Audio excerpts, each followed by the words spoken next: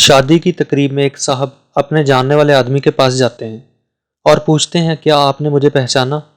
انہوں نے غور سے دیکھا اور کہا ہاں آپ میرے پرائمری اسکول کے شاگرد ہو، کیا کر رہے ہو آج کل؟ شاگرد نے جواب دیا کہ میں بھی آپ کی طرح اسکول ٹیچر ہوں اور ٹیچر بننے کی یہ خواہش مجھ میں آپ ہی کی وجہ سے پیدا ہوئی۔ استاد نے پوچھا وہ کیسے؟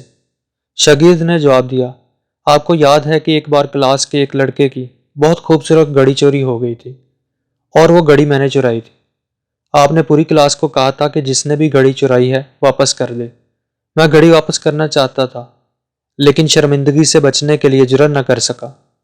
آپ نے پوری کلاس کو دیوار کی طرف منہ کر کے آنکھیں بند کر کے کھڑے ہونے کا حکم دیا اور سب کی جیبوں کی تلاشی لی اور میری جیب سے گھڑی نکال کر بھی میرا نام لیے بغیر وہ گھڑی اس کے مالک کو دے دی اور مجھے کبھی اس عمل پر شرمندہ نہ کیا۔